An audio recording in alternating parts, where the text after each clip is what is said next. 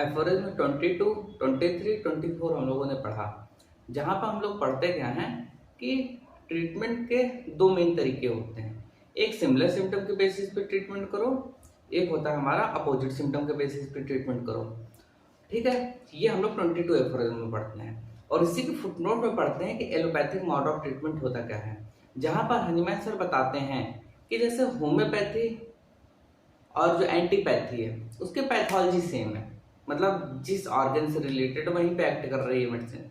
But allopathic mode of treatment एक ऐसा mode of treatment है जहां पर पैथोलॉजी से कोई रिलेशन ही नहीं है, तब भी दवाई दी जा रही है, वो हमारा क्या है, एलोपैथी है। फिर 23 एफोरिज्म में एंटीपैथी जिसे हम लोग बोलते हैं। 22 में क्या हनीमैन सर ने बोला, सिमिलर सिम्टम के बेसिस पे ट्रीटमेंट हो या अपोजिट पे हो। अपोजिट के बेसिस पे परमानेंट रिलीफ नहीं होता है, पेशेंट को थोड़े समय के लिए आराम होता है, उसी को हम लोग क्या बोलते हैं, एंटीपैथी बोलते हैं, इनिशियोपैथी बोलते हैं, जो कि हमारा 23 एफोरिज्म है। तो 23 में क्या पढ़ते हैं कि जो एंटीपैथिक मोड ऑफ ट्रीटमेंट होता है इसके ये बेस होता है किस पे, अपोजिट सिम्टम के बेसिस पे ट्रीटमेंट जो होता है उनके प्रिंसिपल है, कॉन्ट्रेरा कॉन्ट्रेरिस क्यूरेंटा जो प्रिंसिपल है, एक्सियोम है, उसके बेसिस पे ट्रीटमेंट होता है। ठीक है, जहां पर पेशेंट को परमानेंट रिलीफ नहीं मिलता है, ट्रांजिएंट एलिविएशन होता है, पेशेंट को कुछ समय के लिए रिलीफ मिलता है और डिजीज दोबारा लौट कर आती है। और डिजीज कैसी होती है, बहुत ही ग्रीवियस हो जाती है।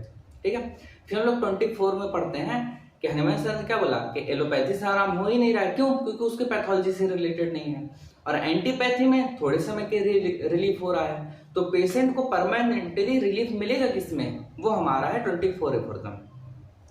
ठीक है, जहां पर हनीमैन सर लिखते हैं कि beside these homeopathy is the only mode of treatment, homeopathy के थ्रू ही सेफ और ट्रीटमेंट हो सकता है। आज हम लोग पढ़ेंगे 25 एफोरिज्म।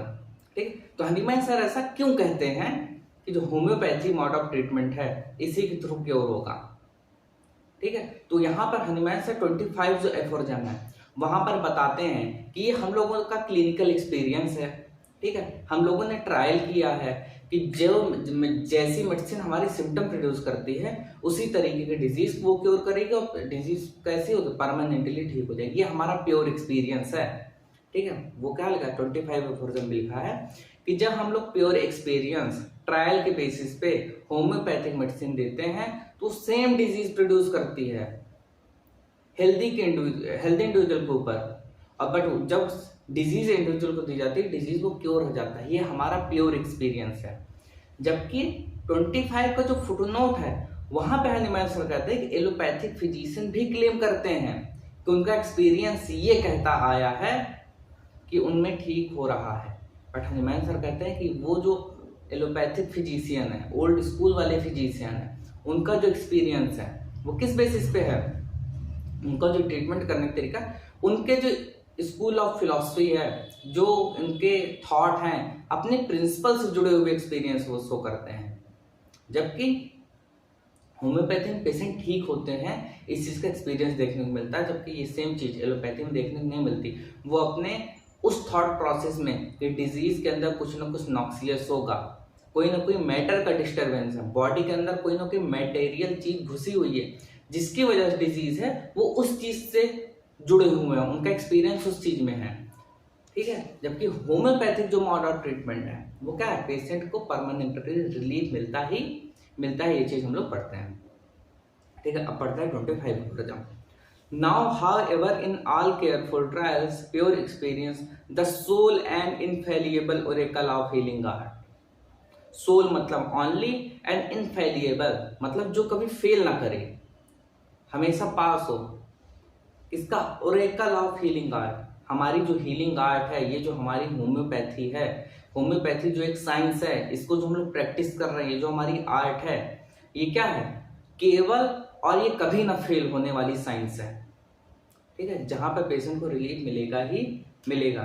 और किस बेसिस पे हम बता रहे हैं, हनीमैन सर कह रहे हैं कि इन ऑल केयरफुल ट्रायल्स, जितने भी केयरफुल ट्रायल्स किए और प्योर एक्सपीरियंस किया गया है, ये सोल और इनफेलिएबल ओरेकल ऑफ हीलिंग आर्ट है। सिर्फ और सिर्फ इसी के बेसिस पे हम कह सकते हैं कि होम्योपैथिक हीलिंग आर्ट है, ये कभी तो फेल नहीं करती, इनफेलिएबल है।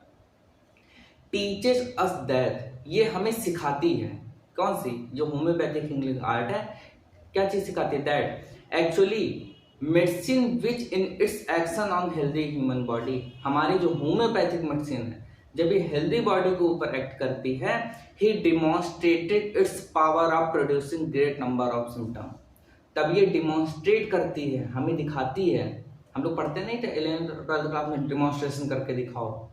डिमॉन्स्ट्रेशन का मतलब होता है प्रस्तुत करना, दिखाना, किसी टीचर के सामने रिप्रेजेंट करना। तो वही चीज़ है कि हमारी ये जो होम्योपैथिक मेडिसिन है ये दिखाती है, एक जो इन्वेस्टिगेटर होता है जो उस एक्सपेरिमेंट को परफॉर्म कर रहा होता है, जब प्रूविंग हो रही होती है, फिजिशियन जो सिम्टम नोट कर रहा होता है उसे दिखाती है क्या, कि it's power of producing great number of symptom. हमारी मेडिसिन के इट्स लिखा है, इट्स पावर ऑफ प्रोड्यूसिंग, हमारी मेडिसिन के अंदर जो एनर्जी होती है कि वो कौन कौन से सिम्टम प्रोड्यूस करेगी हेल्दी इंडिविजुअल के ऊपर, ये चीज डिमॉन्स्ट्रेटेड होती है।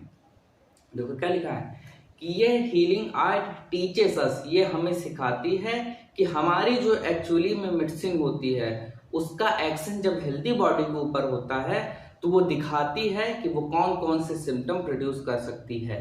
ठीक है, आगे symptom similar to those observe in case of disease under treatment, और जो केस ऑफ जो हमारे पास डिजीज का केस है, सोरिक डिजीज, साइकोटिक या सिफिलिटिक डिजीज है, जो भी डिजीज है उसके एक केस में जो जो सिम्टम है उसके सिमिलर बेसिस पे हम लोग प्रिस्क्राइब करते हैं। देखो क्या लगा, सिमिलर टू डोज, वो उसके सिमिलर है जो ऑब्जर्वेबल, जिसे हम ऑब्जर्व करेंगे in a case of disease under treatment, जो हमारा पेशेंट को ट्रीटमेंट जिसका करना है उसका जो हम ऑब्जर्वेशन करना है उसमें हम ये चीज ऑब्जर्व करेंगे।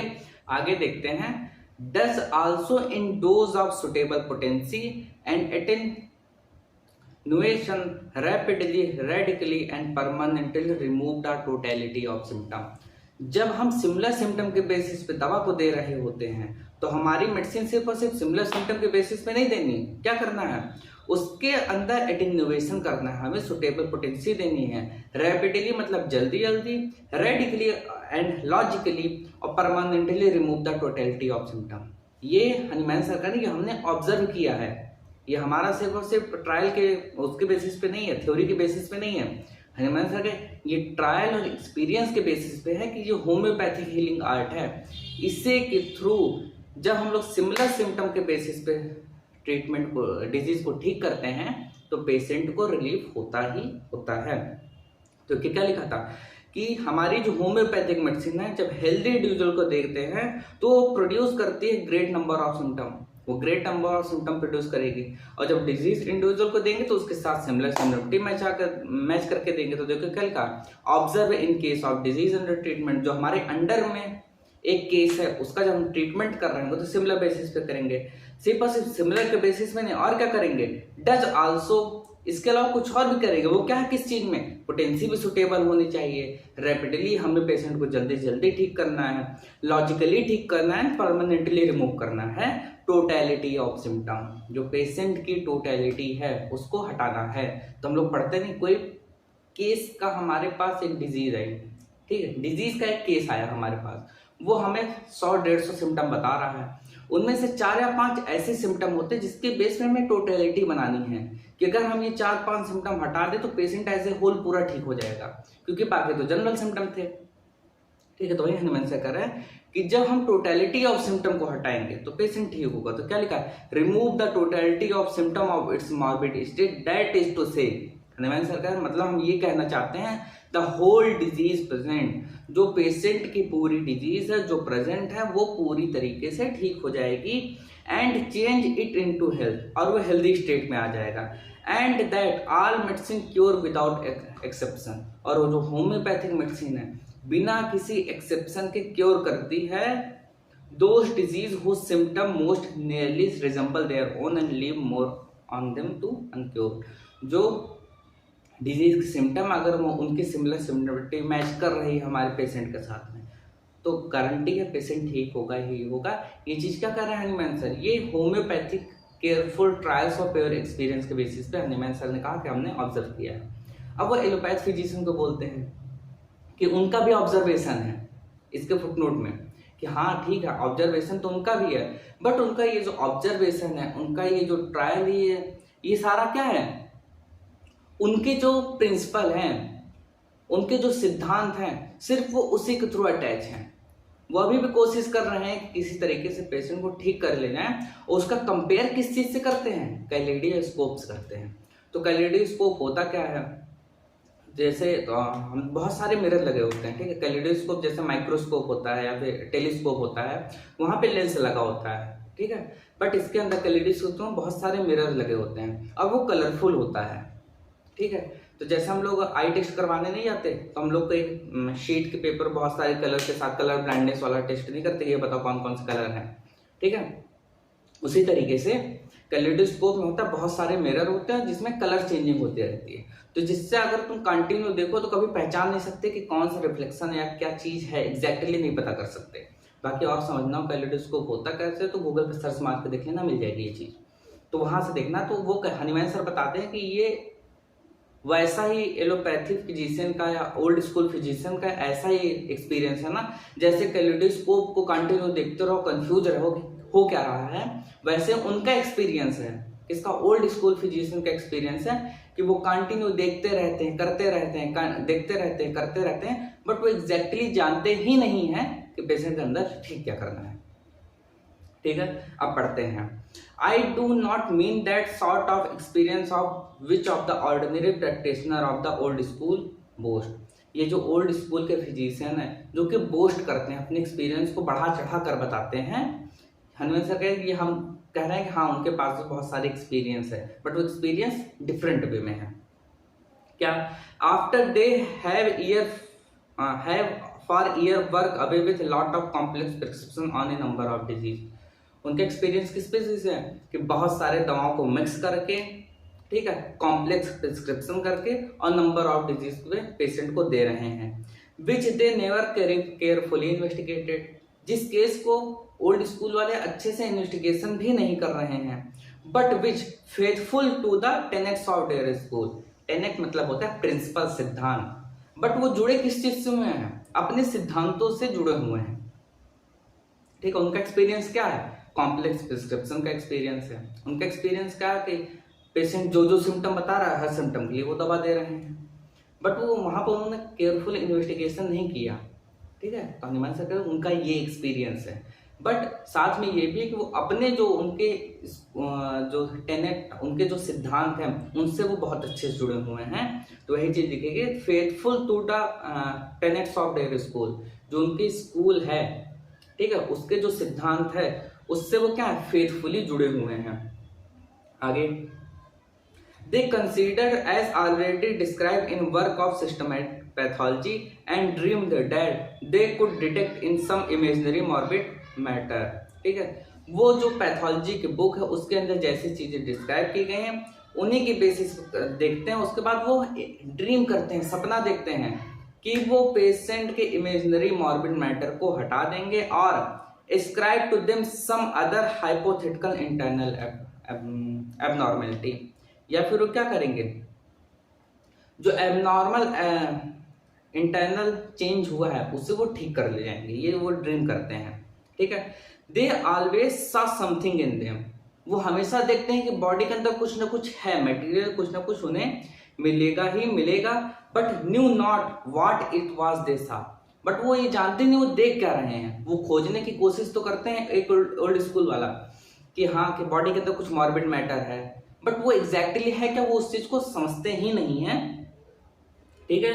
And they got result comma from the complex force acting on an unknown object that no human being but only God could have unrevealed. सिर्फ भगवान ही जानता है कि डिजीज मैटर है क्या, डिजीज एक्चुअल में डिजीज क्यों हुई, वो सिर्फ और सिर्फ देखते रहते हैं, पैथोलॉजी की बुक पढ़ के समझने की कोशिश करते हैं कि एग्जैक्टली डिजीज मैटर है क्या बॉडी के अंदर, बट वहां पे उन्हें मिलता नहीं है। तो देखा कि क्या लिखा है, result from which nothing can be learn. इनका जो एक्सपीरियंस है वहां पे कुछ भी नहीं सीखा जा सकता, नो एक्सपीरियंस गेन, और कोई भी एक्सपीरियंस गेन नहीं कर सकते, full stop. 50 year experience of sort in like 50 year of looking into kaleidoscope. ये एक 50 साल का एक ऐसा एक्सपीरियंस है, वैसा ही जैसे कैलेडोस्कोप को कंटिन्यू देखते रहो, filled with unknown colour object, जो कि क्या है, कैलिडोस्कोप के अंदर बहुत सारे कलर भरे हुए हैं, उसको 50 साल तक देखते रहो तो भी नहीं खोज सकते क्या है। वैसा एक्सपीरियंस किसका है, एक ओल्ड स्कूल फिजिशियन का एक्सपीरियंस है। And perpetually turning round, perpetually मतलब होता है लगातार, कंटिन्यूअसली चेंज होने वाला, turning round thousand of ever changing figure and no accounting for them. जैसे कैलिडोस्कोप के अंदर कलर चेंज होते रहते हैं कंटिन्यू, उसके अंदर रिफ्लेक्शन होते हैं, मिरर होते हैं, तो कभी हम जान नहीं सकते, देखते रहो हर बार तुम्हें नया कॉम्बिनेशन दिखता रहेगा।